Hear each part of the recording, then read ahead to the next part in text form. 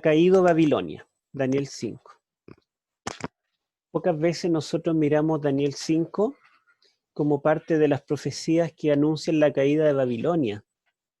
Generalmente, cuando estudiamos en Apocalipsis la caída de Babilonia, lo vinculamos con las profecías de Isaías 13, de Jeremías 52, que anuncian la caída de Babilonia, pero este capítulo como que lo pasamos por alto y perdemos muchas cosas que nos ayudan a entender el Apocalipsis y la Babilonia del Apocalipsis.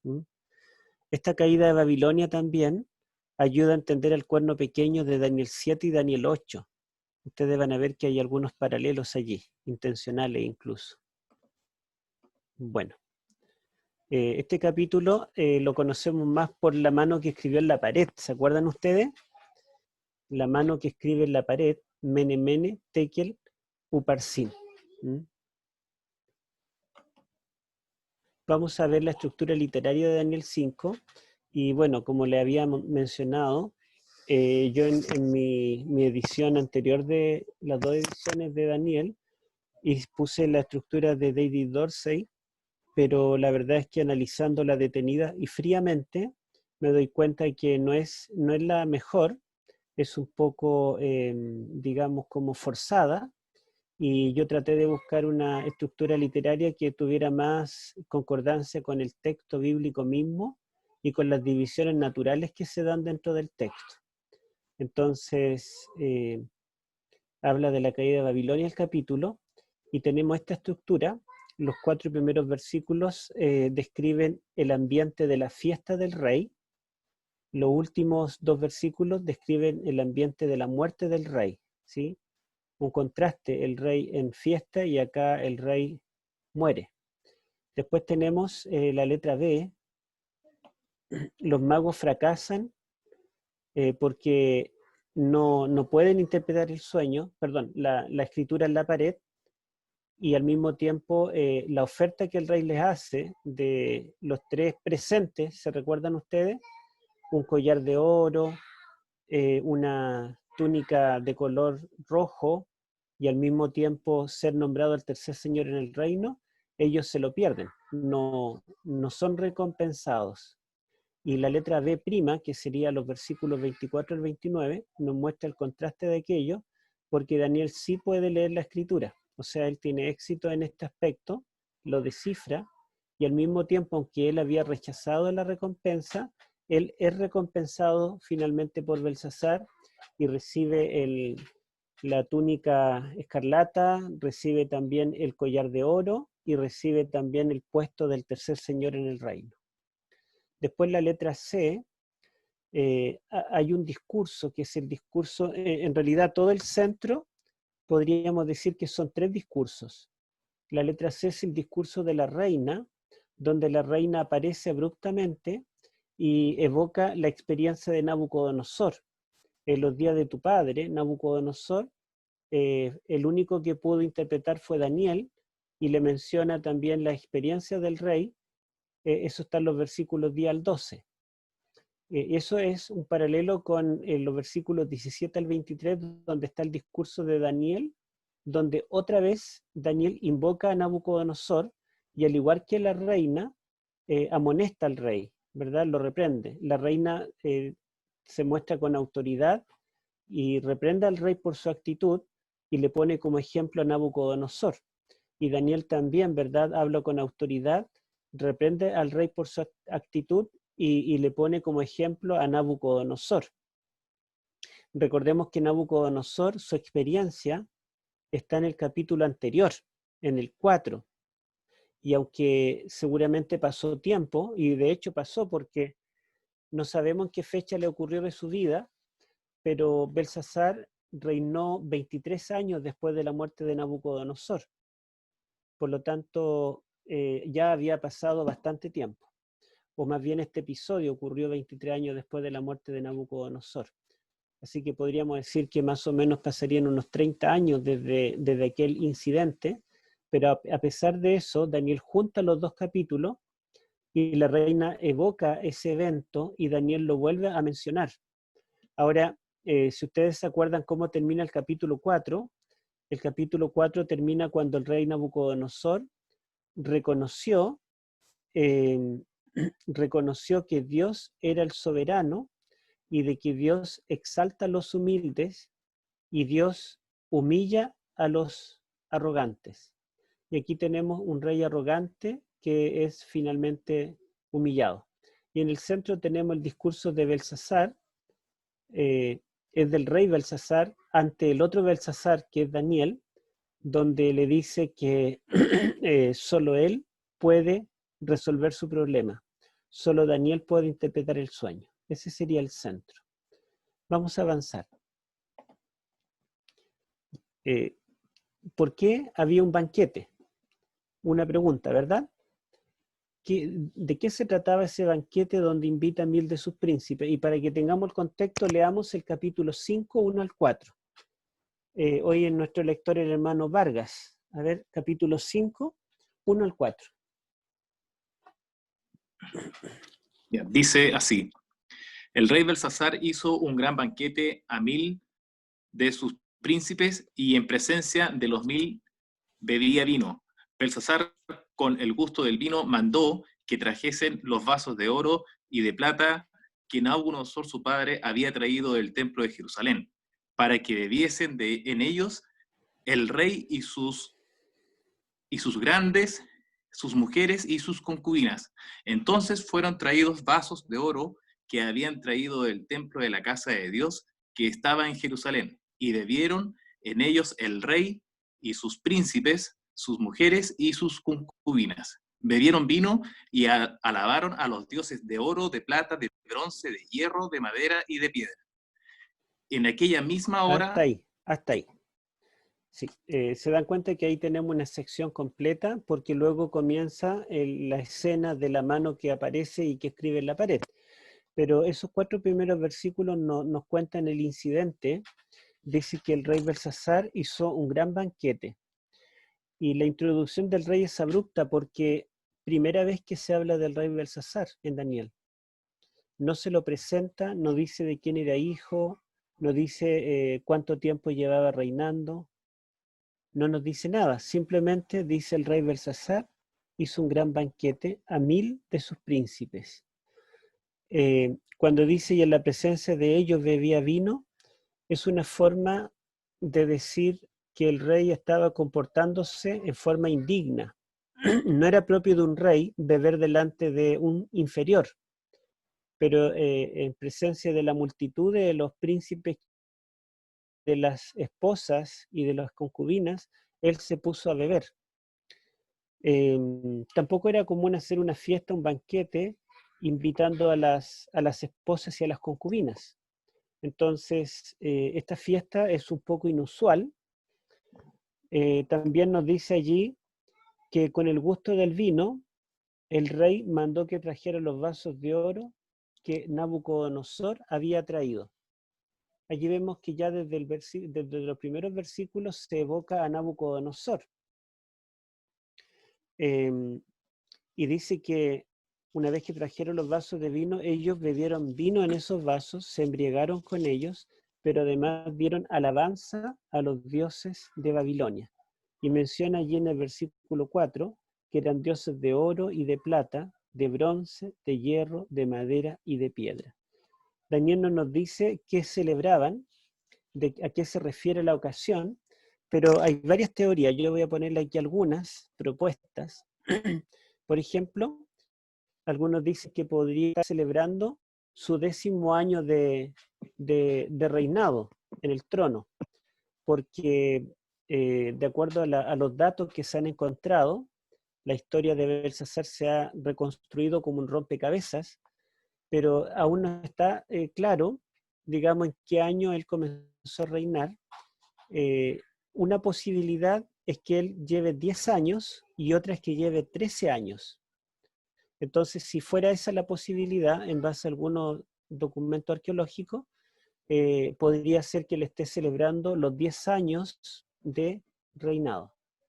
Otra propuesta es la número 2, puesto que su padre había sido derrotado por Ciro, porque en ese momento en que el rey estaba en esa fiesta, estaba en guerra contra los persas. Y la historia, a través de Heródoto y Jenofonte, nos dice que la batalla se estaba dando fuera de los muros de Babilonia.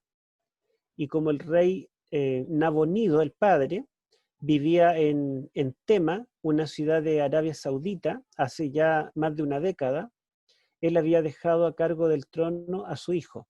Entonces, cuando se enteró que Ciro vino a conquistar Babilonia, fue su padre el que vino con los ejércitos a pelear contra Ciro. Pero Ciro derrotó a Nabonido. Y Nabonido huyó y posteriormente fue también asesinado, pero el hecho de que haya sido derrotado como el rey de Babilonia, algunos piensan que él estaba celebrando que él ahora era verdaderamente el primero en el reino, porque recuerden que él era el segundo de a bordo, era el virrey. Sin embargo, en el texto uno ve que él sabe o todavía reconoce que es el segundo, porque cuando ofrece la recompensa, ofrece entregar el tercer puesto en el reino. ¿Mm? Bueno, la tercera interpretación de algunos es que podría ser una ceremonia de consagración del palacio, que explicaría la presencia de todos los dioses. Es como que esté consagrando el palacio y por eso trajo todos los dioses. No es muy lógica para mí. La 4 dice podría ser la fiesta de Año Nuevo, que en las crónicas de Nabonido dice que se celebró el año cuando Ciro tomó la ciudad. La fecha en que cayó Babilonia, gracias a los descubrimientos que se tienen y a los historiadores, fue el día 16 del mes de Tachiru, que equivale a Tishti del calendario hebreo. Eso sería el séptimo mes del año 539 a.C. El séptimo mes en el año 16, en el día 16. Y nosotros sabemos que también para los hebreos el año nuevo comenzaba en el mes séptimo. Entonces, algunos dicen que podría ser la fiesta de Año Nuevo. Hay otra interpretación, la número 5, esta es de algunos rabinos judíos. Dicen que Belsasar había calculado mal los 70 años de la profecía de Jeremías, asumiendo que Belsasar conocía el libro de Jeremías. Y entonces él pensó que ya se habían cumplido los 70 años y por eso profanó los vasos de Jehová, porque había probado su inutilidad en anunciar el futuro. Él entonces, al ver que pasaron los 70 años, porque calculó mal, dijo: la profecía bíblica del Dios de los hebreos no se cumplió, entonces se atrevió a profanar los vasos, ¿verdad?, que representaban el Dios de los judíos y el templo de los judíos, que también es como bien difícil tiene bastante imaginación, no hay evidencia misma que lo diga. La verdad es que cualquiera de estas podría ser, o quizá un par de ellas sumadas, podría haber sido incluso el cumpleaños del rey, no sabemos, ¿verdad?, el motivo de la fiesta. Ahora, ¿por qué estaban todos los dioses de oro, plata, bronce, madera, piedra? Se encontró en las crónicas escritas por Nabonido, el padre de Belsasar, que antes que los ejércitos de Ciro llegaran a Babilonia, Nabonido quitó casi todos los dioses de las ciudades alrededor de Babilonia, de oro, plata, bronce, etc., y los colocó en el palacio de Babilonia con el fin de que todos los dioses protegieran a Babilonia de la guerra que se avecinaba. Entonces era una forma de colocar a los dioses allí como protectores del imperio. Pero vemos que todos los dioses de Babilonia fueron inútiles ante el designio divino de la caída de Babilonia esa noche. Bueno, justamente Babilonia caerá en un momento de celebración y en un momento en que Babilonia estará embriagada, me refiero a la Babilonia del Apocalipsis, embriagada, ¿verdad? Y habrá embriagado también los reyes de la tierra. Vamos a avanzar. ¿Quién es Belsasar y Darío el Medo? Ustedes ven que aquí se introducen en este capítulo varios personajes nuevos y no se nos dice mucho de ellos. Se introduce a Belsasar, pero hasta el capítulo 4 solamente nos había hablado de Nabucodonosor. También acá se introduce a Darío el Medo, que recibe el reino.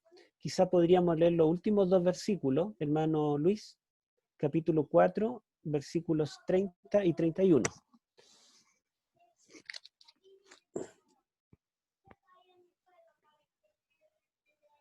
Perdón, capítulo 5, 30 y 31. Y 31 dice, la misma noche fue muerto Belsasar, rey de los caldeos, y Darío de Media tomó el reino siendo de 62 años. Ya.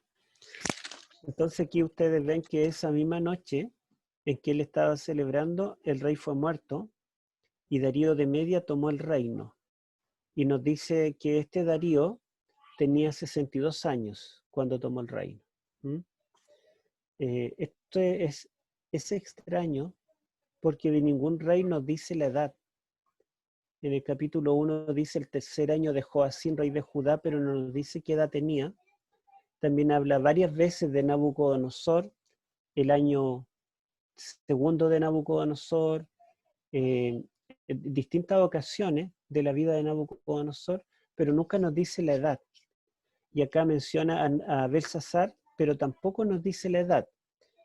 Y Ciro también, a Ciro lo menciona, ¿verdad? En el capítulo 10, pero tampoco nos dice la edad. Pero aquí nos dice la edad de Darío el Medo. Y después más adelante en el capítulo 9, fíjense el 9.1. A ver, léalo, hermano Luis. 9.1 Uh-huh. dice, en el año primero, Darío, hijo de Asuero, de la nación de los Medos, que vino a ser rey sobre el reino de los caldeos. Ya. Entonces allí nos dice otro dato más de Darío el Medo. Nos dice que era hijo de Asuero. O sea, de Darío tenemos el nombre, tenemos la nacionalidad, era Medo, tenemos el nombre del padre, Asuero, y tenemos también la edad a la que comienza a reinar, 62 años. Nos da más datos de Darío que de cualquier otro rey en todo el libro, a pesar de que Darío todavía no lo redescubre la historia. No lo tenemos en la historia todavía, pero Daniel nos da más antecedentes que del mismo rey Nabucodonosor. Vamos a decir algo más de Darío enseguida. Primero vamos a mencionar a Belsasar y Darío, con los que termina el relato. Bueno, hasta fines del siglo XIX no existía ninguna fuente histórica que mencionara a Belsasar. Entonces los críticos aprovechaban esa ocasión para decir que Daniel seguramente era un fraude, no era un libro histórico, el personaje no había vivido en el tiempo de Babilonia, sino muchos siglos después, y que él había inventado esta historia, que los nombres de los reyes eran ficticios, porque no habían evidencia de la existencia de un Belsasar, ni la existencia de un Darío. Pero ya a fines del siglo XIX se encontró un primer documento arqueológico que mencionaba a un hijo de Nabonido llamado Belsasar, pero no decía que era rey. Y fue en el siglo XX recién cuando se encontró en los primeros indicios que mencionaban a Belsasar como el rey de Babilonia, a quien dejó a cargo del reino Nabonido, su padre. Dentro de ellos está el cilindro de Nabonido, está escrito con escritura cuneiforme. Se encontró el cilindro de Ciro y se encontraron las crónicas de Nabonido, que son varias tabletas. Aquí yo puse una foto como ejemplo, y hay 37 escritos arqueológicos desenterrados que mencionan a Belsasar, y varios de ellos mencionan que él fue rey en Babilonia. Por ejemplo, de esta tableta que está acá, yo extraje un pedacito y lo coloqué acá, miren, en el siguiente.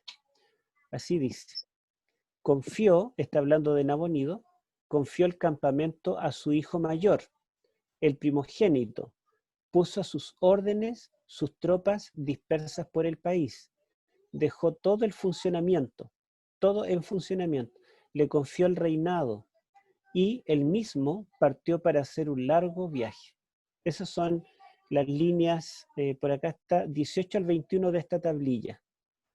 Y por supuesto hay muchos más detalles, se ha podido reconstruir la vida de Nabonido desde cero, porque como digo, los historiadores no habían dicho nada de él. Según los historiadores griegos, incluso Heródoto, Jenofonte, que ellos viajaron a Babilonia, ellos vivieron en el tiempo del imperio medo-persa, el imperio que vino después de Babilonia, cuando Babilonia todavía estaba en pie. Entonces ellos describen los muros, los jardines colgantes, y cuentan la historia de primera fuente, y ellos nos dicen que la noche que cayó Babilonia fue Ciro que derrotó a Nabonido. El rey de Persia era Ciro, el rey de Babilonia Nabonido. Pero Daniel dice que el rey de Persia o el rey de Medo-Persia fue Darío y el rey de Babilonia era Belsasar. Entonces Daniel era el único que decía una versión distinta. Sin embargo, ahora, con todos estos documentos arqueológicos, ¿verdad? Los que mencioné anteriormente y muchos más, vemos que el relato de Daniel es verídico. Por lo menos de Belsasar hemos encontrado más que suficiente evidencia. Incluso los teólogos más incrédulos ya no cuestionan ese punto y aceptan la historicidad de Belsasar. Y es interesante que 3 veces en el capítulo 5 de Daniel, en el versículo 7, 16 y 29, el rey está ofreciendo que el que le adivina la escritura lo convertirá en tercer señor del reino. Y esto solamente se entiende ahora que sabemos que él era el segundo en el reino, que el primer rey era Nabonido. Nabonido. Nabonido, claro. Y ustedes recuerden que Faraón en Egipto, cuando tenía también una incertidumbre con el sueño de las 7 vacas gordas y las 7 vacas flacas, él ofreció que el que le interpretara el sueño lo haría el segundo señor en el reino. Entonces allí en ese caso, él podía ofrecer el segundo lugar, pero Belsasar, lo máximo que podía ofrecer era el tercer lugar en el reino. Ahora, respecto a Darío Olmedo, hay varias posibles interpretaciones. Yo coloco 4 acá. Una es que podría ser Ugbaru. En algunas versiones se le llama Gubaru, en griego se le llama Gobrias, pero también Gobrias y Gubaru es un gobernador posterior, de un tiempo posterior a Ciro y Darío. Pero hay un Ugbaru, que es el general de Ciro en el tiempo cuando tomó Babilonia, y los historiadores mencionan que Ugbaru fue el general que tomó Babilonia aquella noche, y también dice la historia que tenemos de los griegos, que Ugbaru mató a Belsasar, aunque no diga Belsasar, pero dice al hijo de Nabonido. Entonces, este hombre era general de Ciro, él tomó Babilonia, él mató al rey de Babilonia. Y posiblemente Darío pueda ser otro título, otro nombre de Ugbaru. Recordemos que los reyes muchas veces asumían un nombre distinto cuando ocupaban el trono, que esa costumbre se conserva todavía en el papado. Ustedes ven que el papa, ¿cómo se llamaba Francisco antes? Bergoglio, pero era otro nombre. Bueno, era otro nombre, pero él ahora se llama Francisco. Y también tenemos que Juan Pablo II se llamaba Karol Wojtyła. El Papa Benedicto XVI se llamaba Ratzinger el apellido, pero se me olvida el nombre. Pero tienen un nombre distinto, y una vez que asumen el trono, ellos pasan a llamarse, ¿verdad?, con un nombre diferente. Lo mismo Gedidías, el hijo de David, una vez que ocupa el trono se llama Salomón, pero no era su nombre. Y así tenemos muchos ejemplos.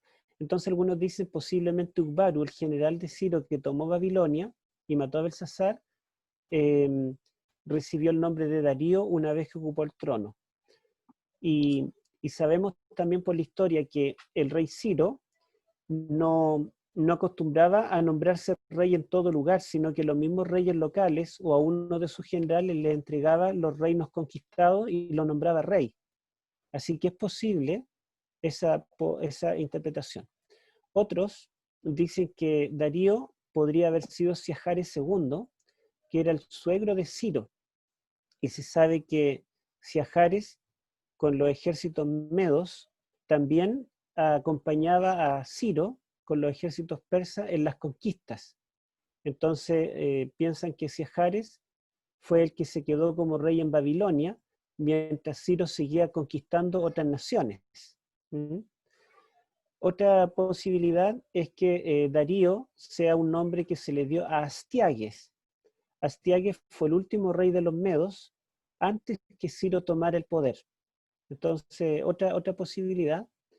Y otra posibilidad también, una cuarta, que fue propuesta en el mundo evangélico y ahora varios teólogos adventistas lo creen, es que Darío sería el mismo Ciro.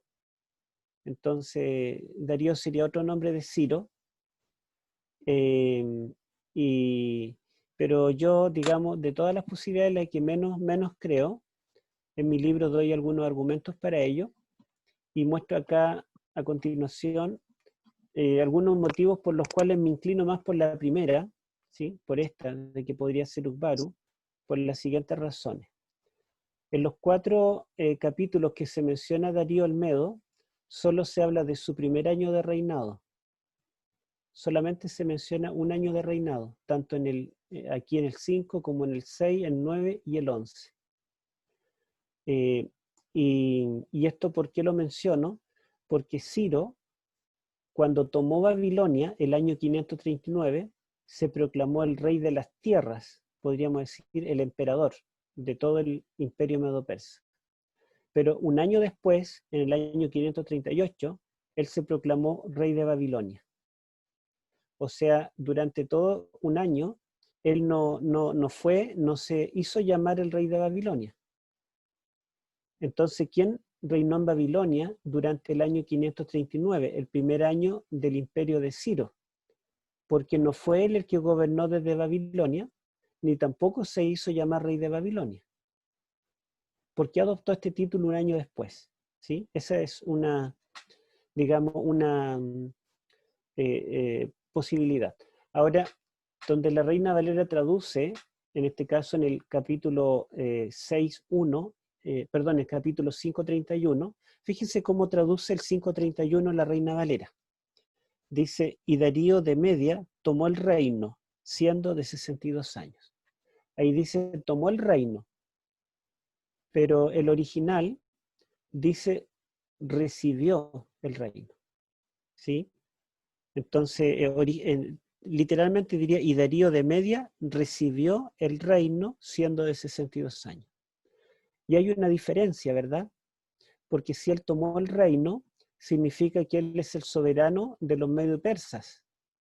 Pero si él recibió el reino, entonces daría a entender que el reino lo recibió de otro, alguien que tuviera mayor autoridad. Y en ese caso podría ser que Ciro, como emperador, le entregó el reino de Babilonia a él, mientras él seguía conquistando. Bueno, el verbo kabel, que aparece allí, significa recibir, ¿sí? Claro, no tomar. Ahora en el capítulo 9.1, fíjense, hermano, léame de nuevo el 9.1. Hermano Luis. Dice, 9.1 dice, en el año primero de Darío, hijo de Asuero, de la nación de los Medos, que vino a ser rey sobre el reino de los caldeos. Entonces dice que él vino a ser rey sobre el reino de los caldeos, y en el idioma, el capítulo 9 está en hebreo.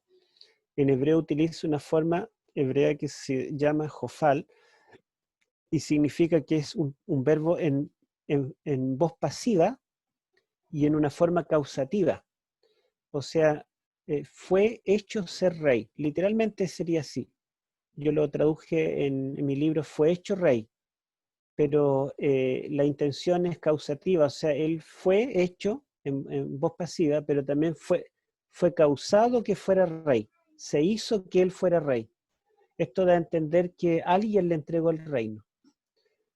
Algunos piensan que como Daniel fue el tercer señor en el reino, y él, digamos, y el primero, Nabonido, había huido y había sido derrotado, el segundo, Belsasar, había muerto esa noche, que el único rey de Babilonia que quedó en ese día fue Daniel, y Daniel le entregó el reino. Entonces algunos piensan que él fue hecho rey porque Daniel legó el reinado a él. Es una posibilidad. Otros dicen que, puesto que Dios es el que pone y quita reyes, dice que él fue hecho rey porque fue Dios el que lo puso en el trono. Que eso, digamos, para mí no quitaría el hecho histórico de que él fue hecho rey también por medio de otro rey humano. Pero esta es la interpretación que pareciera calzar más con las evidencias que hay hasta ahora. Pero por supuesto no podemos ser dogmáticos porque el nombre Darío propiamente tal no aparece en la historia todavía, ¿sí? Aparecen otros Daríos futuros, por ejemplo Darío el persa, que gobernó después de haber vino Ciro, Cambises y Darío. O sea, Darío sería el tercer rey del imperio persa, pero no es, digamos, contemporáneo ni con Ciro, ni con Belsasar, ni con Daniel. ¿Mm? Bien, vamos a ver entonces quién es la reina ahora. La reina está en los versículos 5 perdón, 10 al 12. A ver si leemos, hermano Luis. 10 al 12. Ya. 10 10 al 12. al 12. Dice, la reina, por las palabras del rey y de sus príncipes, entró a la sala del banquete y dijo, Rey, vive para siempre. No te turbe tus pensamientos, ni palidezca tu rostro. En tu reino hay un hombre en el cual mora el espíritu de los dioses santos, y en los días de tu padre se halló en él luz e inteligencia y sabiduría como sabiduría de los dioses, al que el rey Nabucodonosor, tu padre, oh rey, constituyó jefe sobre todos los magos, astrólogos, caldeos y adivinos, por cuanto fue hallado en él mayor espíritu y ciencia y entendimiento para interpretar sueños y descifrar enigmas y resolver dudas. Esto es, en Daniel, al cual el rey puso por nombre Belsasar. Llámese pues ahora a Daniel y él te dará la interpretación. Ya. Entonces acá el relato nos dice que una vez que apareció la mano escribiendo en la pared y el rey quedó atónito y todos los 1000 príncipes que estaban con él y sus mujeres, sus concubinas también, todo el mundo quedó espantado. El rey entonces llama a los sabios para que resuelvan el problema y le lean la escritura, y los sabios no saben dar una respuesta. Hubo más temor todavía porque era algo misterioso. Ellos sabían que esto venía de los dioses en la perspectiva de ellos. Entonces en ese momento de desesperación dice que entró la reina al banquete y le habló al rey y le dijo, ¿verdad?, que en el reino de su padre Nabucodonosor había un hombre en el cual moraba el espíritu de los dioses santos y él pudo resolver todos los misterios. Y le dice, llámese ahora a Daniel y él te dará la interpretación. La pregunta es, ¿quién es la reina? Lo extraño es que dice que el rey hizo una fiesta para 1000 de sus príncipes y él, sus mujeres y sus concubinas bebían vino y celebraban la fiesta. Pero esta reina no estaba porque ella dice que con el ruido, con lo que pasó, ella entró a la fiesta. No estaba, por lo tanto no puede ser la esposa, la reina, ¿verdad? En este caso la esposa de Belsasar. Y por otro lado, no habla con la sumisión de la reina esposa, porque ella habla con autoridad e incluso dice, llámese ahora a Daniel. Ella está dando una orden y también vemos que hay una palabra de reprensión.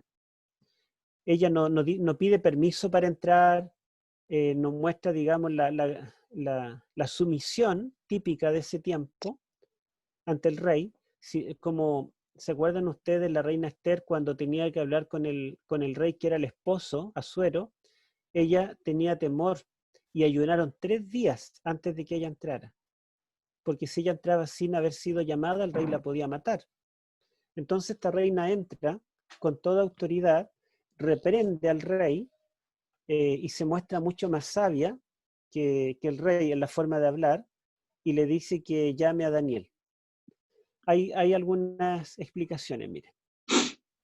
Primero que todo, esta reina conoce a Nabucodonosor, porque le recuerda que en los días de su padre, Nabucodonosor, ocurrió tal suceso y Daniel estuvo allí para interpretar. Y Nabucodonosor había muerto hace 23 años. Entonces esta reina no podría ser la esposa de Belsasar. Podría ser o la madre o la abuela, porque Nabucodonosor, ¿verdad?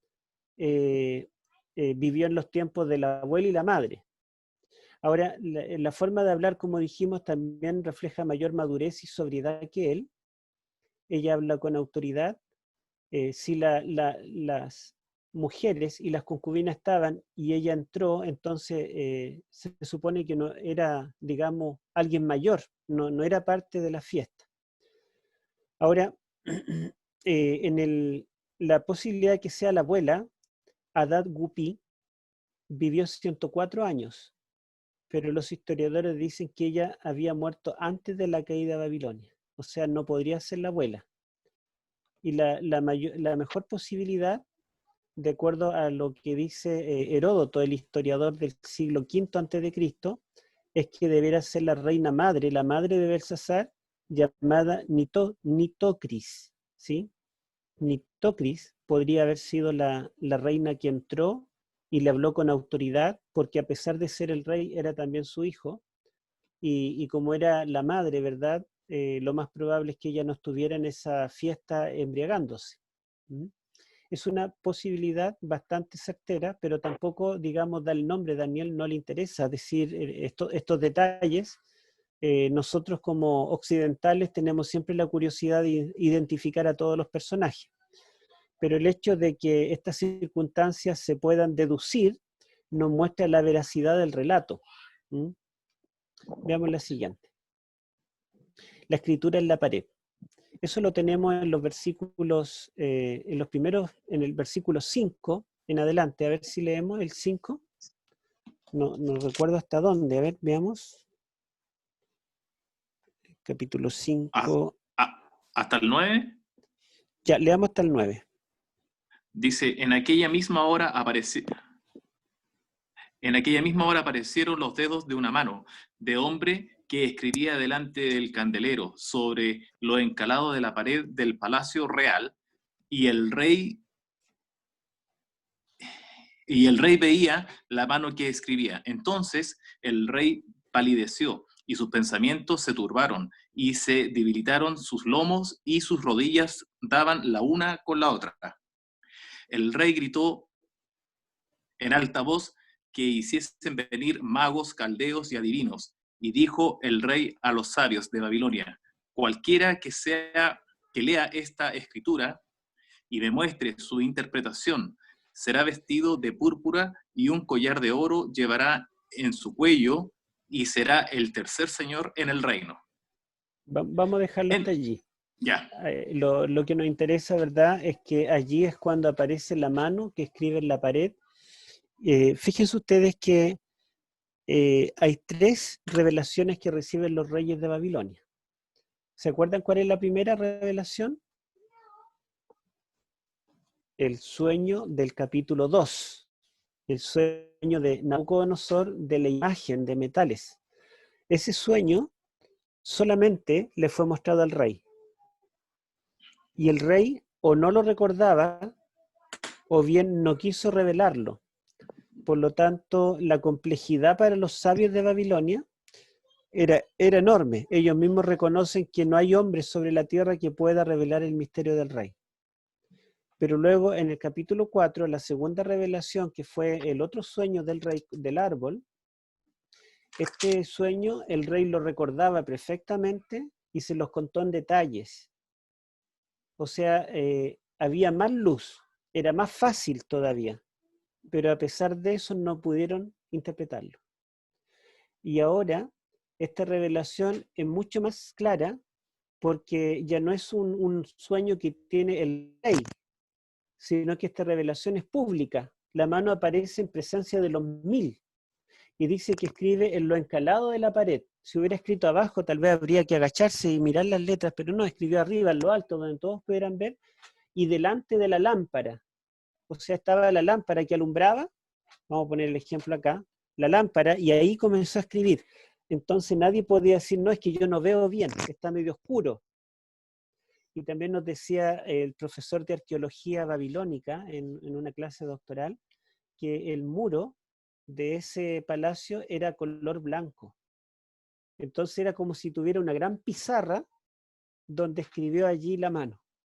Era como muy visible, todos los podían ver, y la escritura, el idioma que escribió fue arameo, que era el idioma oficial de Babilonia. Entonces, si el capítulo 4 era más fácil de interpretar que el 2, el 5 es mucho más fácil de interpretar que el 4. Entonces esto tendrían que haberlo sabido. Sin embargo, nos dice el relato que ninguno de los sabios pudo descifrar la escritura. ¿Por qué motivo? Mire, yo les voy a mostrar acá la primera diapositiva. Estos caracteres, tanto del arameo como del hebreo, son anteriores al hebreo bíblico de la Biblia moderna que nosotros conocemos, que se adoptó posteriormente. Al parecer, en Babilonia se usaban los caracteres cuadrados que se llaman, y esos caracteres se adoptaron para el hebreo después del exilio de Babilonia. Pero este idioma o estos caracteres eran los originales en que se inventó el primer alfabeto. Y en estos caracteres se escribió el Antiguo Testamento originalmente.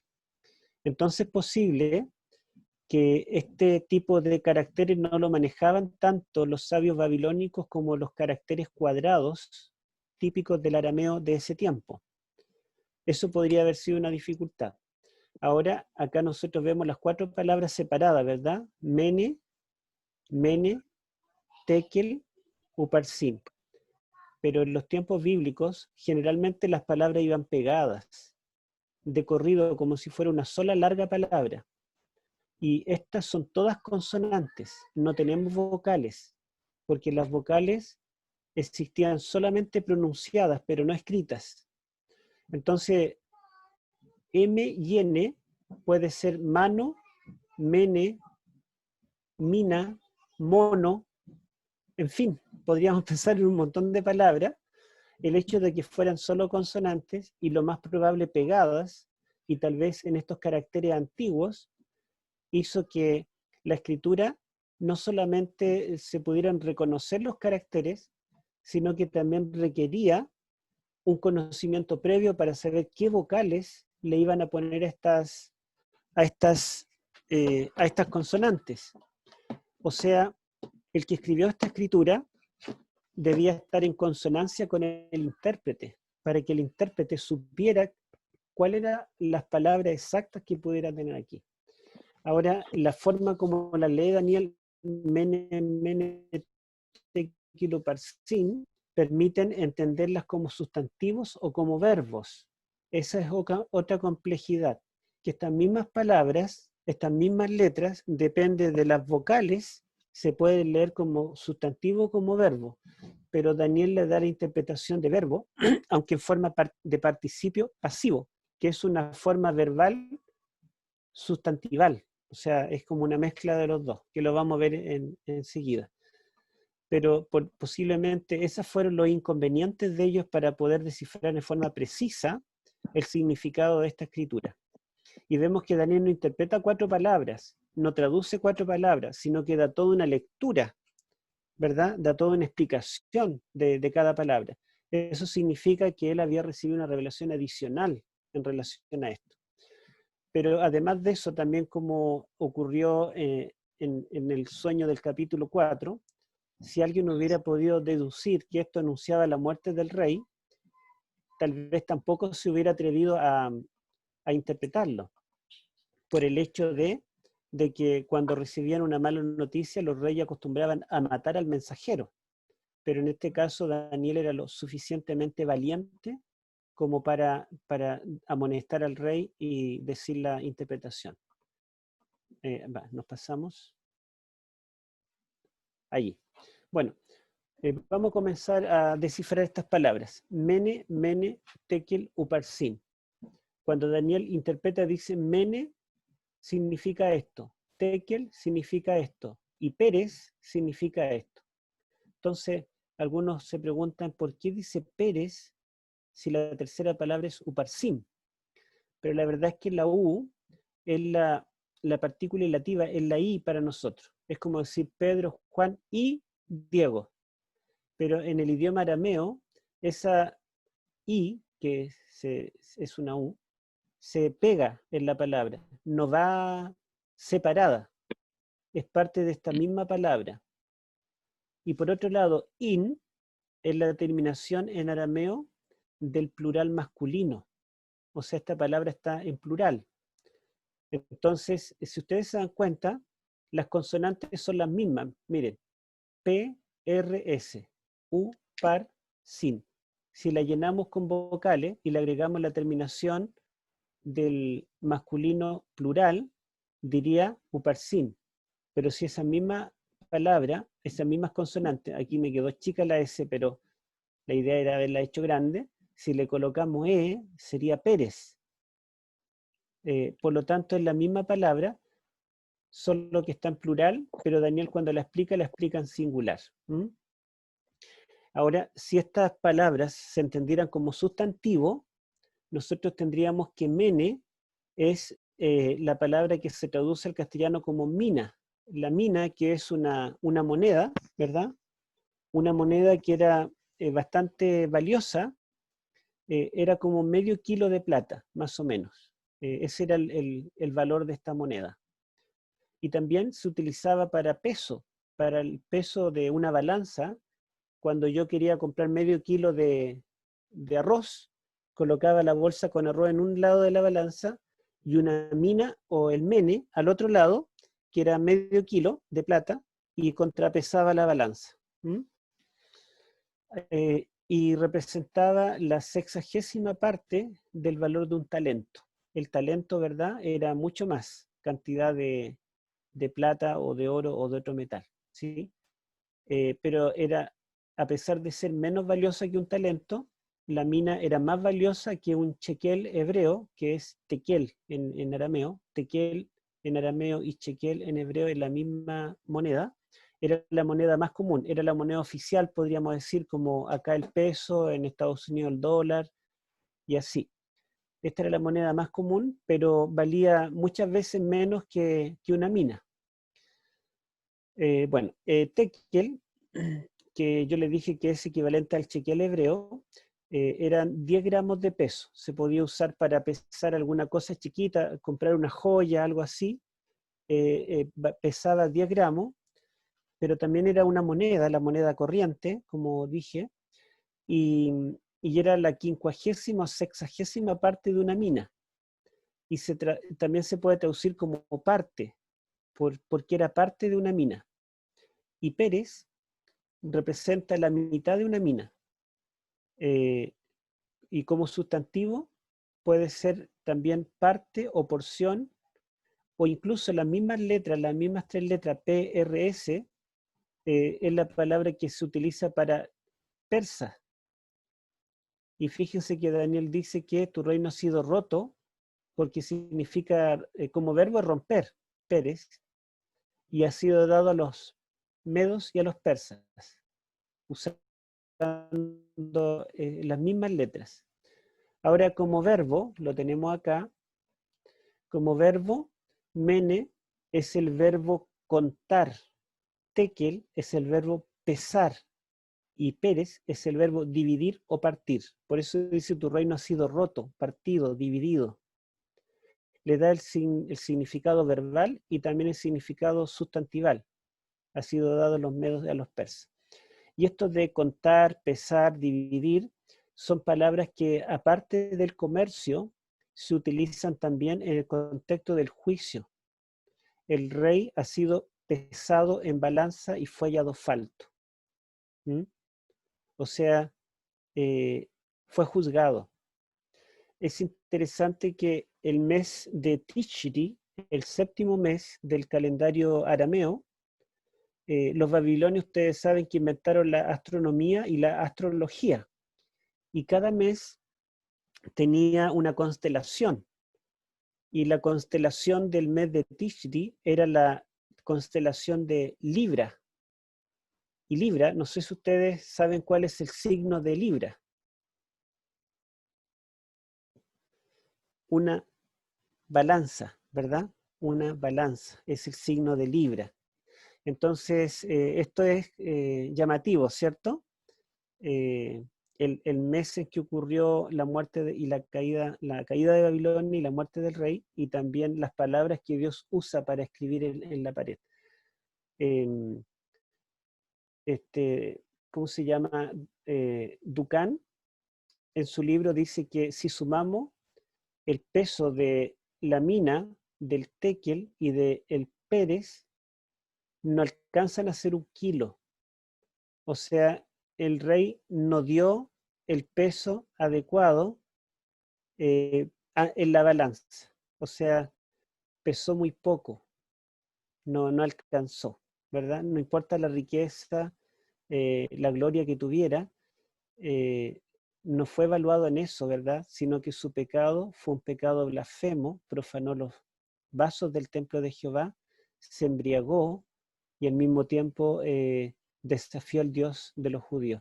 Esto fue un desafío abierto porque él sabía el origen de los vasos. Él mandó a buscar, no es que descubrió que habían unos vasos guardados, no. Él mandó a buscar, tráiganme los vasos del templo de Jehová que mi padre Nabucodonosor trajo cuando invadió Jerusalén. Él sabía. Y la presencia de las imágenes de dioses de templos derrotados significaba que el Dios de ellos y ellos eran más poderosos que ese Dios. Tenerlo en el templo de Marduk era como tenerlo en custodia, pero usarlo en una forma profana y secular era una forma de desafiar a ese Dios. Entonces cuando él dijo, no me basta tener dioses acá adorándolo, no me basta beber, embriagarme, yo quiero que traigan ahora los vasos del templo de Jehová. Eso fue un desafío abierto contra Dios, fue un pecado a mano alzada. Él profana el templo. Y ya no hay templo, lo único que queda son los vasos, pero los profana. Y esto es el pecado del cuerno pequeño que aparece en el capítulo 7 y 8 de Daniel. E interesantemente, Daniel dice que el capítulo 7 y el capítulo 8 fueron visiones que recibió en el reinado de Belsasar. Son las únicas otras 2 veces que aparece Belsasar en Daniel. ¿Por qué se le reveló lo del capítulo 7 y lo del capítulo 8 en el reinado de Belsasar? Posiblemente porque Belsasar, su carácter, su desafío a Dios, su actitud profana, es un buen ejemplo para representar la obra del cuerno pequeño que vendrá en el futuro. Vamos a avanzar. Las últimas palabras del rey. Vamos a leerlo primero. Está en el versículo 13 al 16. A ver, capítulo 5, 13 al 16. ¿Lo leemos? Ahí tenemos las últimas palabras del rey. Entonces Daniel fue traído delante del rey y dijo el rey a Daniel, ¿eres tú aquel Daniel de los hijos de la cautividad de Judá que mi padre trajo de Judea? Yo he oído de ti que el espíritu de los dioses santos está en ti, y que en ti se halló luz, entendimiento y mayor sabiduría.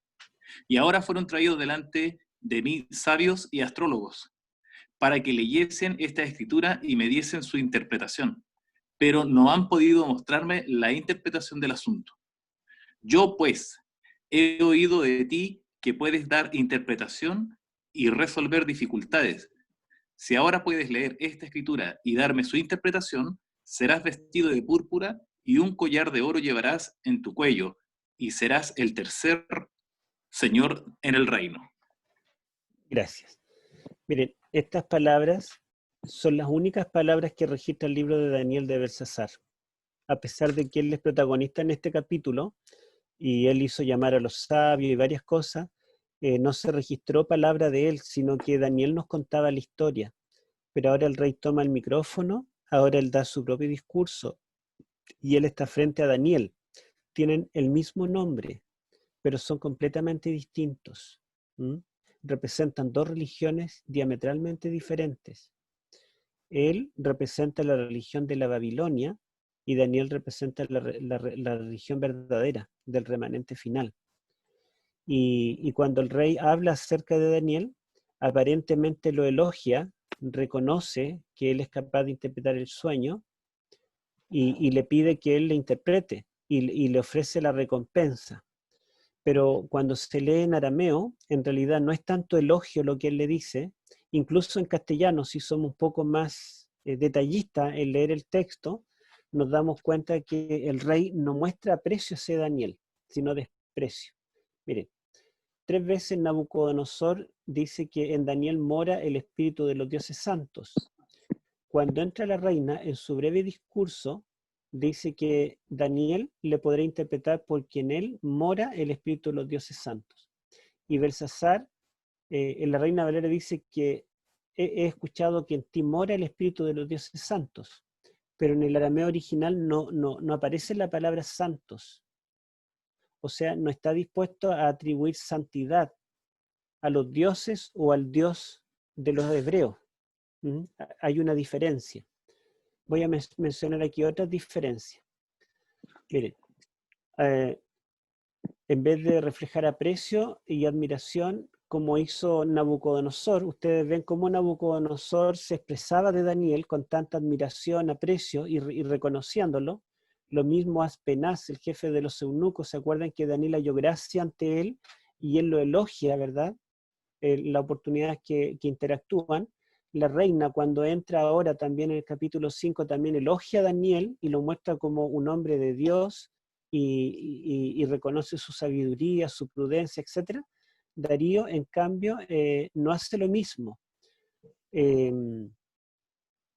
A ver, Daniel y Belsasar se conocían, porque en el capítulo 7 y en el capítulo 8 dice que él recibió estas visiones en el año 1 y en el año 3 del reinado de Belsasar. Y él quedó turbado y por un tiempo no pudo rehacer su trabajo para el reino, hasta que ya se recuperó y volvió a trabajar para el rey. O sea, por lo menos hasta el 3er año de Belsasar, Daniel trabajaba para él. Era un ministro del reino de Babilonia, el mayor de los sabios. Y quizá continuó siendo más tiempo, posiblemente aún era un servidor del rey. Sin embargo, el rey cuando él aparece, ¿verdad? Le dice, he oído de ti. O sea, es como que yo no te conozco. Y después le dice que eres uno de los hijos de la cautividad de Judá. Es como si nosotros, por ejemplo, vivimos en un país, somos extranjeros. Mire, yo he escuchado de ti que tú eres acá, no eres de nuestra nacionalidad, tú eres un extranjero nomás. Y peor que un extranjero, digamos, peor en el sentido de que es un cautivo. No le da el honor de un ministro del gobierno, sino que lo trata como un simple cautivo. Y dice también, de los que mi padre trajo de la cautividad. O sea, él está identificándose con Nabucodonosor, que es el que venció a los cautivos, a los judíos. Los judíos son los derrotados. Él viene de Nabucodonosor, viene del vencedor. Es como ponerle un pie encima. Ah, tú eres de los que nosotros derrotamos. Es como si un país le gana al fútbol a otro y le dice, ah, tú eres de los perdedores. Claro. Esa es la idea, ¿verdad?, en el discurso. O sea, es como querer decirle, mira, yo soy superior a ti, tenemos el mismo nombre, pero no te puedes comparar conmigo. ¿Mm? Y cuando le dice yo he oído de ti que el Espíritu de los dioses santos está en ti, no dice yo doy fe de esto, dice yo he oído. Pero además, como digo, la palabra santo no está en el original, simplemente dice he oído que en ti está el Espíritu de los dioses. O sea, no atribuye la santidad al Dios de los hebreos. Todo esto nos muestra que el rey, aún en este momento, no depuso su arrogancia. Él se creía una persona superior. ¿Mm? Qué terrible, ¿verdad? Minutos antes de morir y el rey tiene la oportunidad de arrepentirse, pero no lo hace. El espíritu de él es completamente distinto al de Nabucodonosor, a pesar de que Nabucodonosor también era arrogante, pero Nabucodonosor estaba dispuesto a reconocer sus errores. Bueno, veamos la muerte entonces del rey. Perdón, ¿qué título le puse aquí?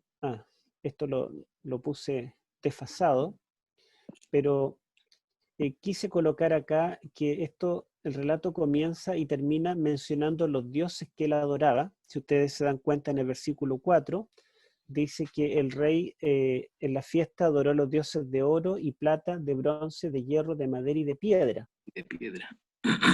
Y nos llama la atención que estos dioses están mencionados en orden descendente, de lo más valioso a lo menos valioso, monetariamente.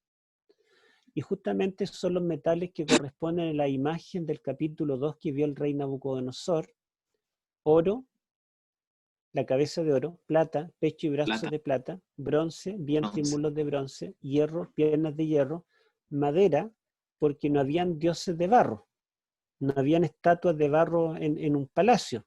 Sí, de madera, alguna madera preciosa, alguna madera bonita, podían haber dioses, pero la madera de todas maneras es el material más corrompible, ¿verdad? El más frágil dentro de todos los metales que menciona acá. Y también menciona dioses de piedra, que era el último reino en la visión de Nabucodonosor. Pero esto es lo que describe el relato que hacía el rey al comienzo de la fiesta, pero fíjense cuando Daniel lo reprende y le menciona los metales, él hace un cambio. A ver, lea el versículo 23, hermano Luis, allí en la Biblia, y ustedes se van a dar cuenta cuál es el cambio. 23 dice, sino que contra el Señor del cielo te has ensoberbecido e hiciste traer delante de ti los vasos de su casa, y tú y tus grandes, tus mujeres y tus concubinas bebisteis vino en ellos. Además de esto diste alabanza a dioses de plata y oro, de bronce, de hierro, de madera y de piedra, que ni ven, ni oyen, ni saben, y al Dios en cuya mano está tu vida, y cuyos son todos tus caminos, nunca honraste. Se dan cuenta que aquí él hace una inversión, menciona los mismos metales, las mismas imágenes de los mismos metales, pero en lugar de decir dioses de oro y plata, dice dioses de plata y oro. Los demás no los cambia. Bronce, hierro, madera y piedra siguen exactamente el mismo orden. ¿Por qué haría esta inversión Daniel? En vez de mencionar de oro y plata, menciona de plata y oro.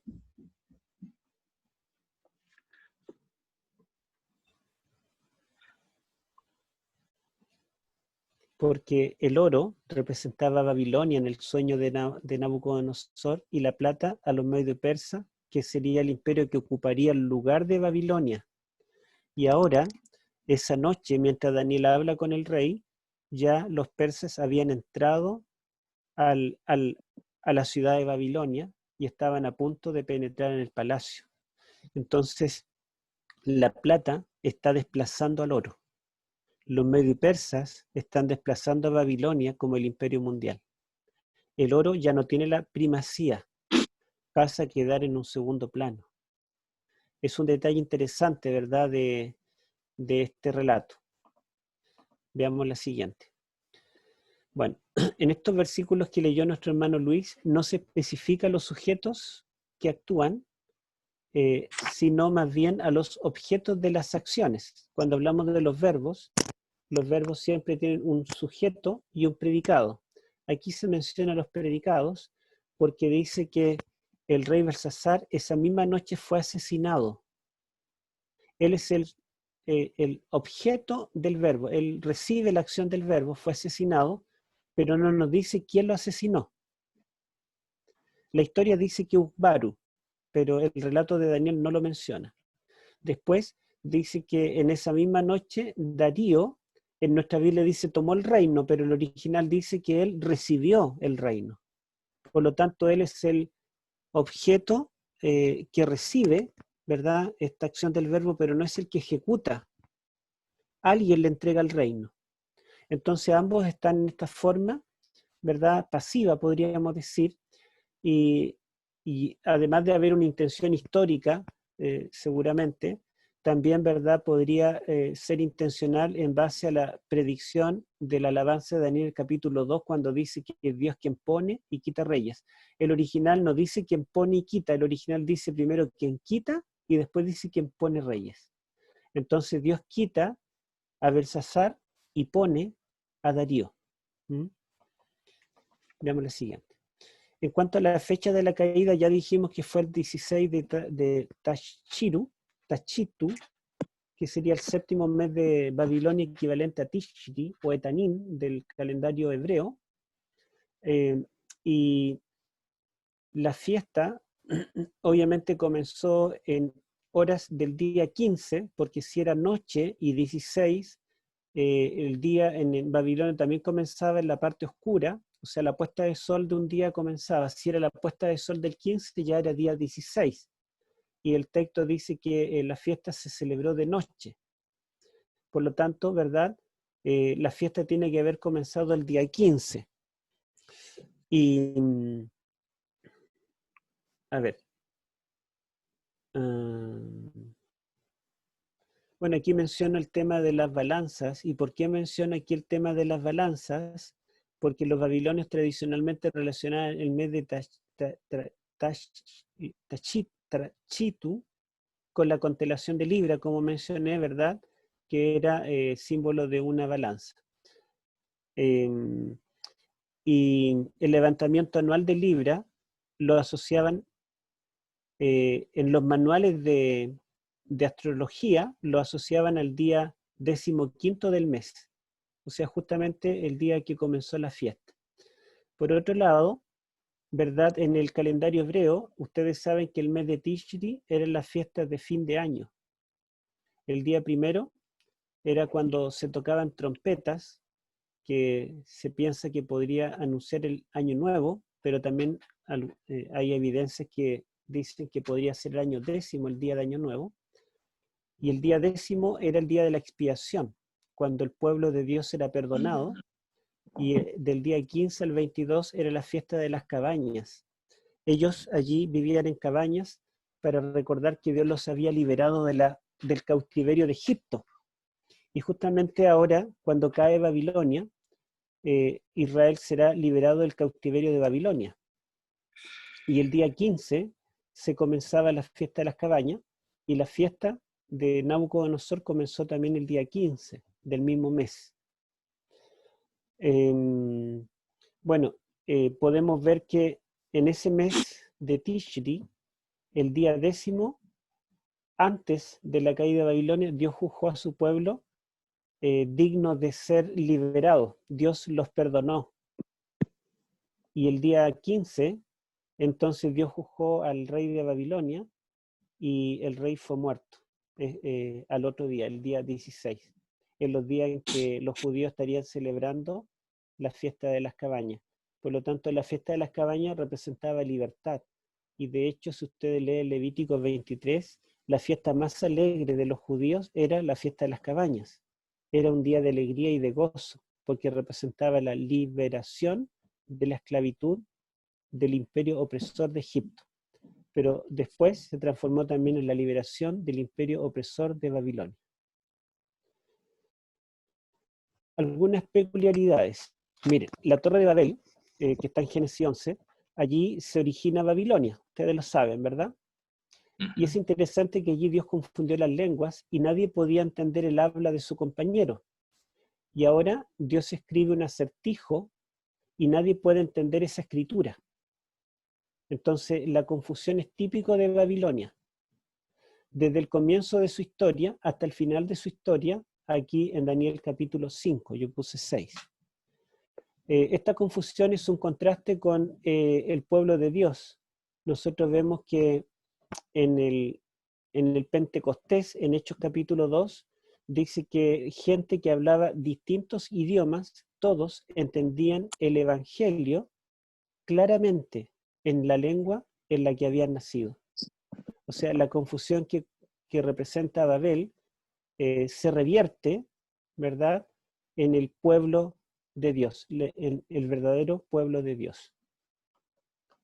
Otro detalle, bueno, el nombre Belsasar, que se leería Belchazar, Belchazar, que aquí lo tenemos escrito, Belchazar en arameo, significa Bel, que es el dios principal de Babilonia, protege al rey. Pero paradójicamente, esa noche pasó todo lo contrario. Ni Bel, ni ninguna de las imágenes que él adoraba, lo pudo proteger. Y cuando la reina entró al banquete abruptamente, ella lo saludó en el versículo 10 diciendo, Rey, vive para siempre. Pero el rey no vivió más de unas horas, quizás, o minutos, después de la entrada de la reina. Entonces son algunas cosas paradójicas en el relato, ¿verdad?, que Daniel intencionalmente lo destaca. Ahora, otro detalle que podemos mencionar es que los vasos del templo se mencionan solo 2 veces en Daniel. En el capítulo 1, cuando Nabucodonosor los lleva a Babilonia, y en el capítulo 5, cuando los vasos, ¿verdad?, son la causa de la caída de Babilonia. Si tomamos la fecha, cuando Nabucodonosor llevó los vasos fue el año 605, cuando comienza el imperio neobabilónico. Y cuando se menciona por segunda vez en el capítulo 5, es el año 539 a.C., que es la fecha de la caída de Babilonia. Por lo tanto, los vasos del templo están marcando el comienzo y el fin del imperio opresor. Por lo tanto, el templo de Dios tiene relación con el levantamiento y la caída de este imperio. Ahora, tanto en el capítulo 1 como en el capítulo 5 se menciona también la comida y la bebida del rey. Recuerden ustedes que cuando Daniel y sus compañeros llegaron, el rey estableció la comida del rey y el vino que él bebía, lo que Daniel rechazó. Y ahora, cuando Babilonia cae, dice que el rey ofreció su comida y su vino a 1000 de sus príncipes.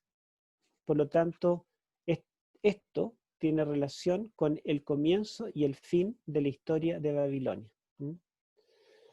Bueno, en este capítulo, ¿verdad?, de 5, Daniel utiliza algunos recursos literarios que muestran, que ayudan a colocar el drama propio de la caída de un reino y de la muerte de un rey. Porque aquí todo es abrupto. Fíjense ustedes que el rey Belsasar aparece en el versículo 1 sin ninguna presentación. La mano que escribe en la pared apareció de repente, en forma brusca. La reina entra al banquete también repentinamente sin que nadie le invite.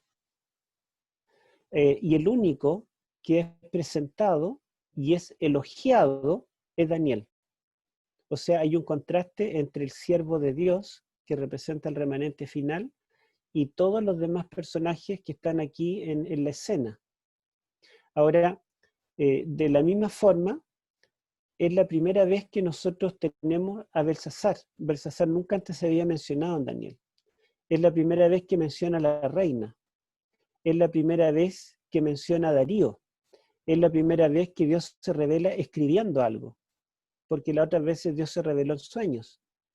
Pero el único personaje que ya es conocido y es recordado y es mencionado, destacado, es Daniel. Ahora, yo quiero terminar con este versículo, el 5:22, que lo escribí acá. Daniel le dice, pero tú, su hijo Belsasar, no has humillado tu corazón sabiendo todo esto. Él le recordó la historia del capítulo 4, la experiencia que pasó Nabucodonosor, la oportunidad que Dios le dio, a pesar de la arrogancia, a pesar de los crímenes que había cometido, Dios le dio la oportunidad incluso al rey de Babilonia para que se arrepintiera, y aunque le costó, el rey se humilló ante Dios y reconoció al único soberano del universo. Pero le dice: tú, su hijo Belsasar, no has humillado tu corazón sabiendo todo esto. O sea, el pecado de Belsasar, de blasfemar contra Dios, de desafiarlo, de profanar el templo, de ser arrogante, ese pecado se agrava porque él sabía todo esto. Él conocía quién era el Dios verdadero. Él sabía las historias de su antepasado Nabucodonosor. Entonces su pecado es a sabiendas. Y estas palabras, ¿verdad?, son propias de un juicio. Cuando termine el milenio, si ustedes han leído El conflicto de los siglos, dice Elena de White que todos los impíos serán resucitados para recibir un juicio justo. Y Dios les va a mostrar como en una pantalla toda su vida. Y les va a mostrar que todos tuvieron oportunidad. Y el mismo Satanás dice que se va a postrar, y todos los impíos, y reconocerán que Dios fue justo. Y se cumplirá lo que dice Filipenses: llegará el día cuando toda rodilla se postrará ante el Señor y toda lengua confesará su nombre. Entonces, en ese momento del juicio final, allí después del milenio, el universo entero caído, los ángeles caídos, Satanás, los perdidos, reconocerán que no están perdidos porque Dios no les dio oportunidades, sino que ellos se perdieron sabiendo todo esto. Y eso tiene que tocarnos a nosotros, porque ¿quién sabe más de la palabra de Dios que nosotros? ¿Verdad? ¿Cuánta luz Dios nos ha dado como pueblo? Somos privilegiados. Entonces, no podemos perdernos, ¿m? Porque Dios tiene algo muy maravilloso para nosotros. La verdad es que ninguna cosa de este mundo se compara a lo que Dios nos da, a lo que Dios nos tiene preparado. Son cosas que ojo no vio, ni oído yo, ni han subido al corazón de hombre. Amén. El problema de Belsasar es que él, sabiendo todo esto, ignoró al Dios de los hebreos. Pero nosotros podemos ignorar a Dios, pero no nos justifica en el juicio final. Porque sabiendo todo esto, el rey no se humilló ante Dios. Si lo hubiera hecho, si se hubiera entregado al Señor, Dios lo habría perdonado y Belsasar estaría en el cielo por la eternidad. Pero él no se humilló. Y fíjense que después que Daniel le dice estas palabras, no sale ninguna palabra de su boca para decir perdón, me arrepiento, sino al contrario, él cumple con toda su orgullo y soberbia de entregarle los presentes a Daniel. Y luego dice: esa misma noche murió Belsasar. Ese es el destino del rey. Entonces, en el corazón de la estructura equiástica de los capítulos en arameo, que son los capítulos 4 y 5, tenemos dos reyes babilónicos que son arrogantes.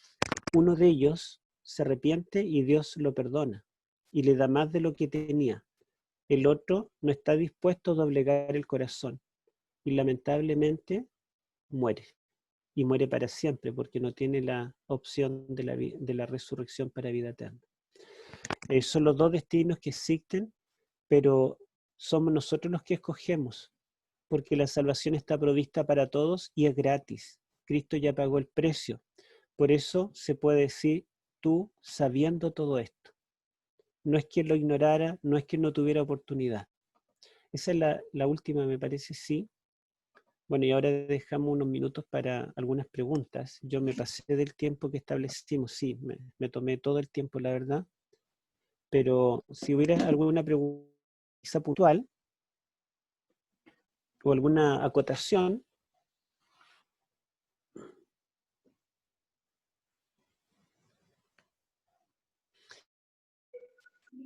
Héctor.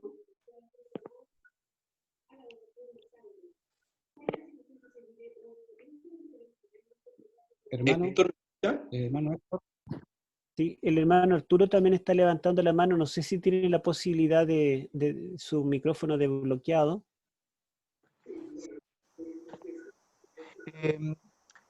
El dato que nos da Daniel 9.1 respecto a el padre de Darío, ¿cierto? Como Asuero, no es el Asuero que tenemos en el rancho de Esther, ¿cierto? Sino que sería un Asuero anterior. Claro, el Asuero padre de Darío Olmedo es anterior al Asuero que fue esposo de Esther como un siglo después. Y así también, bueno, él en realidad se llamaba Jerjes, pero en griego pasa a ser Asuero, o al revés, en griego pasa a ser Jerjes, no me acuerdo bien, pero es el mismo, ¿verdad? Y hubieron varios Jerjes, Jerjes primero, Jerjes segundo, Jerjes tercero, lo mismo varios Darío y varios Artajerjes. Pero Asuero, el padre de Darío, no calza cronológicamente con el Artajerjes de Esther.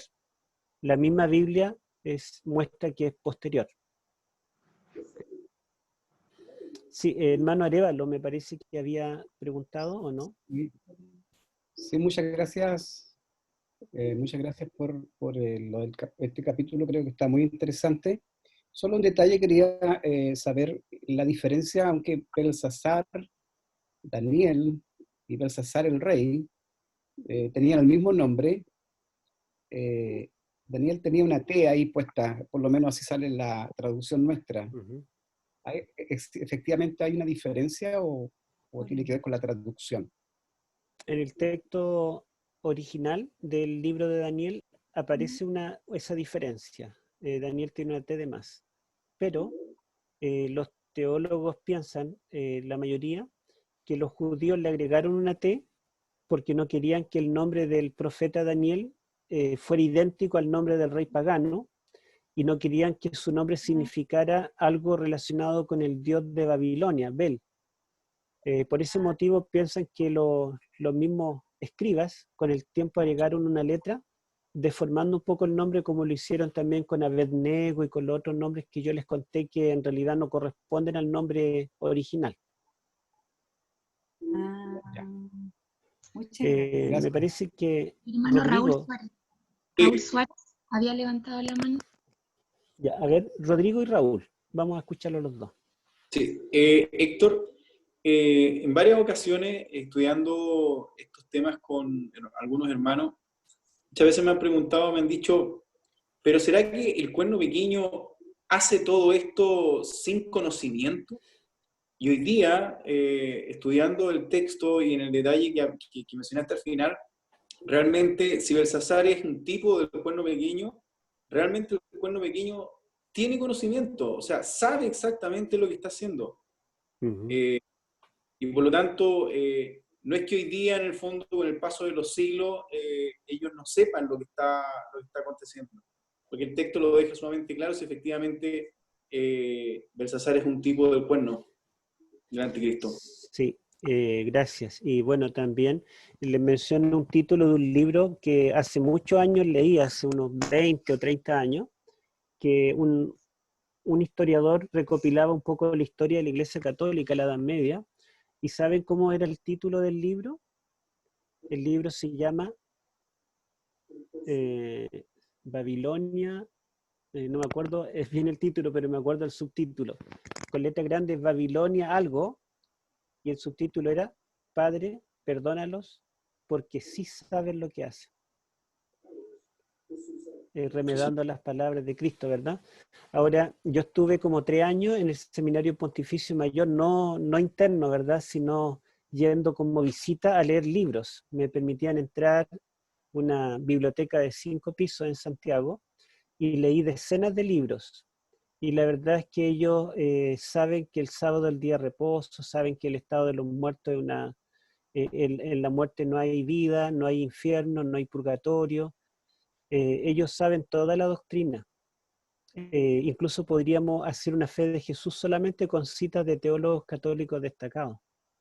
Hasta la doctrina del santuario la saben. En el Seminario Pontificio Mayor en Santiago están todos los libros de Elena de White también. Entonces, no es que no sepan, ellos saben, pero simplemente no quieren reconocer. Me refiero obviamente a los eruditos, porque a nivel popular la mayoría de la gente sabe muy poco, incluso muchos curas que estudian teología saben muy poco también de la escritura. Pero los eruditos saben. Bueno, ¿quién había levantado más la mano, hermana Carolina? Raúl Suárez. Ya, Raúl y después Patricia. Después Patricia, sí. Sí, no, listo, ya, pastor, ya respondí a la pregunta. Gracias. Hermana Patricia.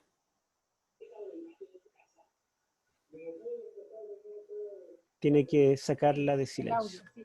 Es una pregunta súper cortita, hermano Héctor. ¿Por qué en el 5.2 alude como si Nabucodonosor fuera el padre de Belsasar? Porque no, me quedó claro que es Nabonido el padre de Belsasar. Eso quería preguntar. La palabra padre se usaba en los tiempos bíblicos para referirse a un antepasado, por ejemplo, el abuelo, el bisabuelo. Mateo 1.1 comienza diciendo Jesús, hijo de David, hijo de Abraham. Pero la verdad es que ni David ni Abraham fueron padres de él directo. Incluso cuando se lo menciona como hijo de José, tampoco José fue padre. Sabemos que Jesús nació de una virgen. Pero la palabra padre se utiliza para un antepasado que venga de la misma línea genealógica. Pero en cuanto a las monarquías, también se puede usar la palabra padre para hablar de un rey que pertenece a la dinastía o es de la misma casta. En este caso, digamos, la casta caldea, aunque no sea necesariamente de la misma línea genealógica. No es abuelo, bisabuelo, tatarabuelo, igual puede llamársele padre. Hay evidencias, digamos, históricas y arqueológicas que corroboran este uso de la palabra padre. ¿Nabucodonosor sería el abuelo entonces, no? La verdad es que se piensa, no se sabe exactamente el parentesco, si es que lo tuvo, vino digamos, en el mismo reino como sucesor de él, en ese sentido podría llamarlo padre, pero se piensa que él era el padre más bien el abuelo de la esposa de él. O sea, él estaría emparentado por parte de, o no, a ver, perdón, la madre, la reina madre, que es la que se piensa que interviene, es hija del rey. Entonces él sería heredero, nieto, pero por parte de madre.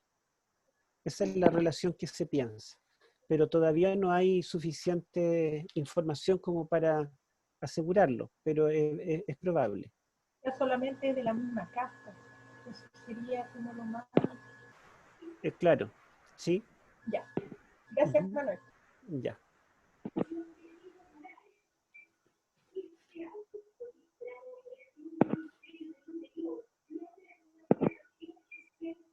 Bueno, no sé si hay alguna otra pregunta y si no, terminamos. Cuando Pablo habla de la profecía, dice que es para edificación de la iglesia. Y en cierta medida, lo que me llama la atención es por qué siempre al estudiar la profecía, nuestro énfasis ha estado orientado casi a lo que compete al mundo secular, y no el énfasis como el que usted presentó ahora de la prefigura de Daniel acerca del pueblo remanente, que también es importante destacar. Es decir, el pueblo remanente debería tener características como la de Daniel. A eso quería apuntar. ¿Por qué no se hace el énfasis en eso también? Bueno, nosotros los adventistas, desde que nacimos iglesia, nos hemos maravillado con Daniel Apocalipsis y lo hemos predicado, publicado y enseñado, pero cada vez estamos aprendiendo más y la verdad es que en distintos periodos de la historia hemos dado distintos énfasis. Al principio ustedes ven que el énfasis de nuestros comentarios era más que nada histórico y nos deteníamos un montón en la historia de los imperios, los reinos, las fechas y todos estos datos, pero Cristo aparecía poco. después hubo un tiempo en el cual redescubrimos a Cristo en la profecía y nos dimos cuenta que más importante que los reyes, las naciones y todo lo demás, era Cristo en cada capítulo. Luego pasó una etapa en la cual nos dimos cuenta que no solamente la historia y la cristología era algo importante, sino que también había como pieza literaria, digamos, también tenía mucha luz. La estructura literaria, el género literario, los idiomas que combina Daniel, el estilo en que escribe, y hubo mucho estudio en esa área que también nos ha enriquecido. Hubo otro periodo en el cual nos dimos cuenta que la arqueología arrojaba mucha luz y comenzamos a estudiar arqueología y relacionarlo con Daniel. Y ahora, digamos, está como la tendencia en que estamos viendo al remanente en Daniel. Es como algo más nuevo. La verdad es que se ha publicado poco. Por ahí vi un artículo que hablaba de los sabios del pueblo y los compara con Daniel y su amigo, que eran los sabios del pueblo de Dios en Babilonia, que pasarían a representar a los sabios del pueblo del tiempo del fin en el capítulo 11 y 12. No hay mucho todavía, pero sí nosotros podemos ver que Daniel y sus amigos son el remanente fiel. Lo dijimos en el capítulo 3, ¿se acuerdan que los 3 jóvenes están representados en Apocalipsis por el mensaje de los 3 ángeles? Y así, en el capítulo 6 vamos a ver que Daniel, que se enfrenta a un decreto de muerte, es también un tipo del remanente que enfrentará también un decreto de muerte. Pero todos estos detalles van enriqueciendo nuestro conocimiento de Daniel. Y es bueno que ustedes tomen todo esto y lo incorporen a su enseñanza, a su predicación. Bueno, hay un par de manos. Creo que alguien había levantado la mano. ¿Puede hablar si alguien lo había hecho? Dice Sergio. Sergio, A ver. ¿Cómo estás? Buenas noches. Aquí reapareciendo después de un problemita que tuve con mi teléfono. Ya. Oye, Héctor, mira, veía los comentarios de los hermanos con respecto a cómo la Iglesia Católica, entre comillas, le saca el cuerpo al tema profético para no aparecer, ¿cierto? Ellos en la profecía apuntaban por el Señor, ¿cierto? Que apunta en el fondo a su iglesia, a su movimiento. Uh-huh. Pero algo más interesante que eso es ver la página, no sé si los hermanos alguna vez han entrado a la página de la Watchtower, de los Testigos de Jehová, para ver qué es lo que dicen ellos sobre Daniel. Yo estaba leyendo toda esa página con respecto a lo que dice Daniel. Y es muy interesante que tanto Daniel 7:25 como Daniel 8:14, ¿cierto? Las dos profecías de tiempo, en Daniel, son adjudicadas a ellos. A ellos se les persigue, a ellos son las víctimas. Es muy interesante ver, ¿cierto?, cómo se desvía también a través de esta iglesia, o como queramos llamarla, ¿cierto?, la vista del papado pequeño y también de lo que es, ¿cierto?, el tema del santuario. Mira, yo les digo, hermano, echen una miradita para que vean, ¿cierto?, porque cuando uno empieza a estudiar con los testigos de Jehová y empieza a estudiar con ellos firmemente lo que es la profecía, yo he estudiado con 2 o 3 personas así fuertemente la profecía y no tienen reacción, solamente dicen, no quiero seguir. Entonces, lo que planteaba el hermano anterior, ¿cierto? El hermano decía, bueno, que el pueblo necesita saber profecía, ¿cierto? Y necesita mantenerse, ¿cierto?, con la vista siempre en los acontecimientos históricos y a lo mejor proféticos, pero ver un poquito más allá, ¿cierto?, lo que nos rodea. Quiero que crean los demás también es bueno, para saber cómo de repente conversar con ciertas personas, familiares, amigos, vecinos, no sé, y entender, ¿cierto?, por qué creemos esto. Uh-huh. Sí, gracias, Sergio.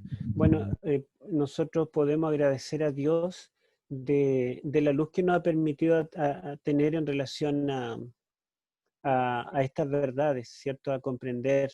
Veo que hay alguien que está preguntando cuál es el seminario pontificio. El seminario pontificio mayor está en la avenida Walker Martínez, número 2020. Yo fui permitido allí entrar por el obispo de Santiago, el único no seminaristas que le permitieron entrar y después pude llevar a otras personas que también pudieron acceder y fueron muy amables, me atendieron siempre muy bien, me compartieron todos los libros. Lo único que me encargó es que yo no tratara de no hablara de religión con ninguno de los seminaristas, ni los profesores de teología. Así que cumplí con mi palabra, con mi parte, digamos, de no hablar con ellos en ese aspecto, pero sí pude aprovechar la literatura. Saqué muchos libros, leí muchos libros de allí, y la verdad es que no alcancé ni a leer ni un 0,5%, porque son miles de volúmenes que hay. Entré a bóvedas herméticas donde está lleno de libros, todas las paredes, muchas habitaciones, todas con libros. Hay subterráneo y 5 pisos hacia arriba, entonces son una cantidad de libros que sería como para encerrarse allí un año leyendo. Bueno, no sé si hay alguna última pregunta, si no, terminaríamos.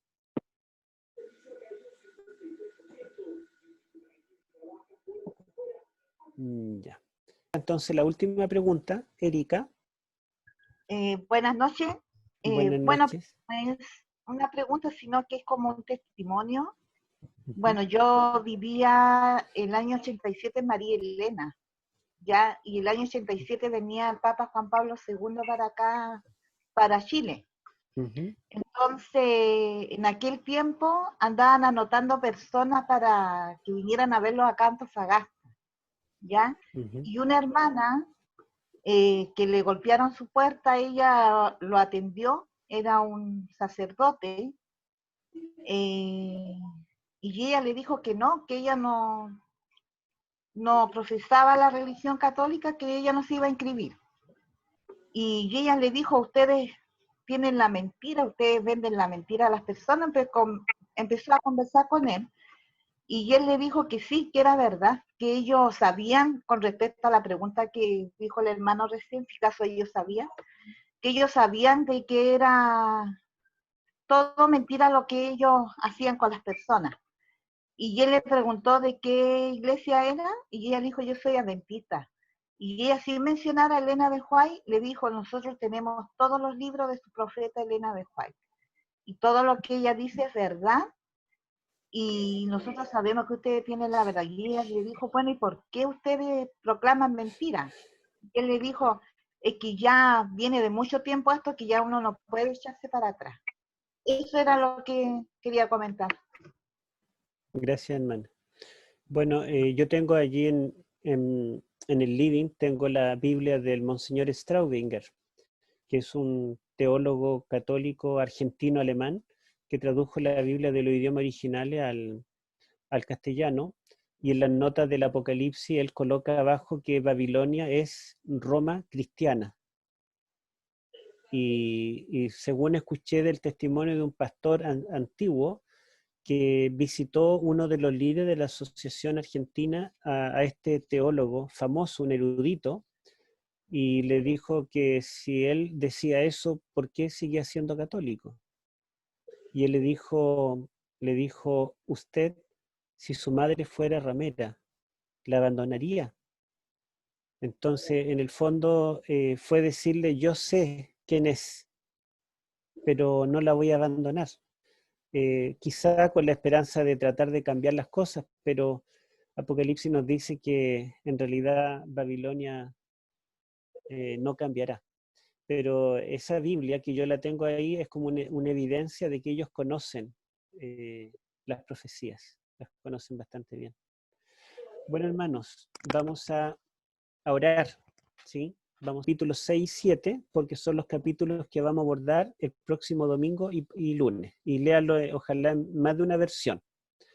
Vamos a pedir que alguien nos dirija la oración. ¿A alguien le gustaría dirigirnos en la oración?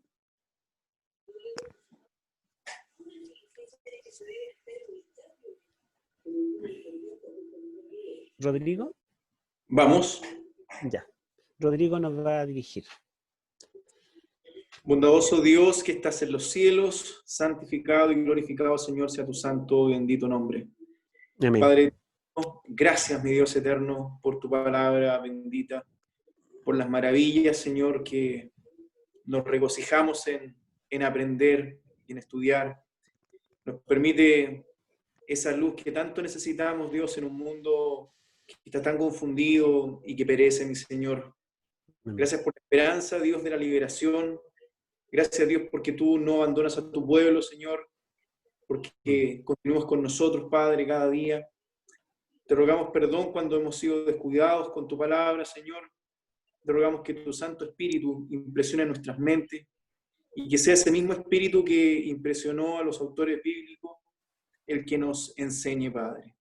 Gracias por la feligresía, gracias por la iglesia, gracias por los hermanos que están participando del seminario. Mi Señor, bendígalos a ellos y a sus familias. Que su protección esté con ellos, Padre, y con sus amados, Dios, sobre todo en estos tiempos tan complicados. Gracias, Señor.